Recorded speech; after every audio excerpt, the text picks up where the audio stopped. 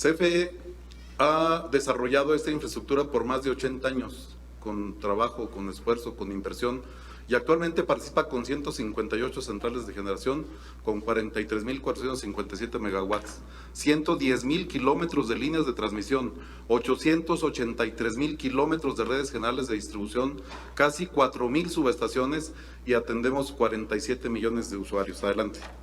Ahí un esquema no se ve, les vamos a obsequiar la presentación, donde esa fortaleza se da precisamente en la interconexión entre centrales generadoras, líneas y redes de transmisión y distribución, para que de manera constante y sin intermitencia vayamos dando servicio a todo el país 24 horas siempre. En la siguiente lámina vemos cómo es la participación y observen con cuidado cómo en el año 2000 teníamos en CFE el 100% de la generación. En ese año 2000 teníamos 20 millones de clientes, al día de hoy 47 millones de clientes, y cómo fue decreciendo la participación de la generación hasta llegar al 39% hoy, precisamente con la incorporación de productores independientes y después esos mismos productores independientes que nacieron por un contrato con la CFE para entregarle energía exclusivamente a la CFE, y luego maravillosamente en la reforma anterior o en la actual resulta que ya podían entrar al mercado y que ya podía tener autoabasto y que ya les sobraba electricidad, cuando sus proyectos de origen los banquearon con el contrato con la CFE para entregarle el 100% de la energía. Esa es una de las cosas que hay que analizar y que hay que decir de verdad, porque es muy, muy importante. En la siguiente lámina vemos cómo la capacidad de generación de CFE, 47.500, el naranjita ahí, que son los productores independientes que le entregan toda la electricidad que generan o le deben de entregar a la CFE, y después, insisto, inventaron el autoabasto y el mercado y que les sobra. Y no sé de dónde les sobra si las plantas se diseñaron para venderle toda la energía que generan a la CFE. Son cosas de las que de repente salen ahí en las inconsistencias de los argumentos para defender una reforma que más adelante abundaremos. Ahí están las capacidades de los equipos. Las subastas es solamente el 1.2% del todo. Con CFE y con los productores independientes, en los contratos legados recibimos casi el 86% de la demanda nacional. El resto lo trae ahí el cuadro gris en el autoabastecimiento y lo vamos a comentar más tarde. Por supuesto que coincidimos, adelante por favor, en que la planeación es una necesidad obligatoria y debe ser precisa para satisfacer la demanda al menor costo. No reñimos con eso, debe ser la solución técnica y económica más factible en procesos de ejercicios de planeación. Sin embargo, la CRE inexplicablemente otorgó permisos para generación por más de 100.000 megawatts, cuando la demanda es de 50.000, no le entendemos, y ahí están los permisos, algunos ya en proceso de interconexión, otros conectados, otros en stand-by. ¿Por qué afecta una mala planeación? Porque si no se considera la planeación a la demanda futura, afecta la confiabilidad del sistema, que requiere entre un 15 y un 20% de capacidad de reserva y que hoy se ha ido afectando. La mayoría de las adiciones de generación intermitente variable, que esa es una de las grandes mentiras de los participantes en el mercado, de que la generación intermitente variable es la más económica, no es cierto. Generan con el viento, generan con el sol y ofrecen en el despacho ese que comentaba el ex subsecretario a un costo cero. Pero cobran a costo marginal, cobran al costo de la generación de la máquina más cara en el momento de la necesidad de esa generación. Porque no hay sol de noche, si se nos olvida, y no hay viento, o si hay mucho viento tampoco generan.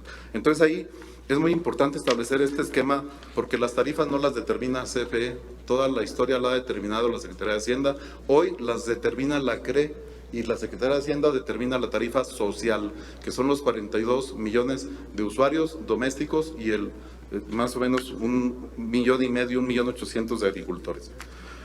Ante este contexto, es importante pues que no corresponde esta falta de planeación con la demanda regional, y fueron y se pusieron donde quisieron, desatendiendo si había líneas o no, porque después de la primera temporada abierta en el 14, eliminaron la obligación de que el generador cooperara o aportara o construyera las líneas de transmisión para evacuar la generación que producía, y se atuvo a lo que también dice el subsecretario, que pues nunca va a alcanzar el presupuesto del gobierno para hacer líneas de transmisión. Claro que no, vamos a hacer líneas de transmisión para que los generadores privados se beneficien con el costo de la tarifa marginal de la generación, pues no.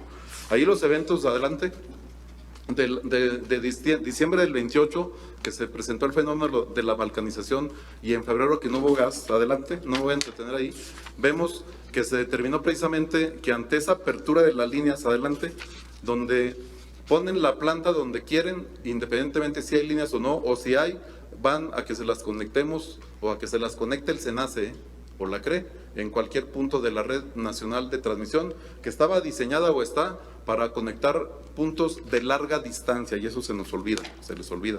En la siguiente lámina, en el disturbio de febrero, vemos cómo los privados, ahí fíjense en el circulito blanco, curiosa y casualmente se desconectan cuando se va el gas o cuando sube de costo, porque al inicio de la falla por gas el costo estaba en $3 por millón de BTUs y se dispara hasta más de 400, y ahí se cierra la válvula del gas de los generadores privados. Qué padre, ¿no? Y obligan a que la CFE atienda el servicio como no lo hizo ni Texas, por ejemplo. Nosotros restablecimos ahí en la siguiente lámina, vamos a ver en la gráfica cómo fuimos restableciendo desde el día que se presenta la falla, el 15 de febrero, y cómo lo rojo que se observa en ese gráfico era únicamente lo que no tenía servicio, y lo que no tenía servicio era lo que no tenía respaldo.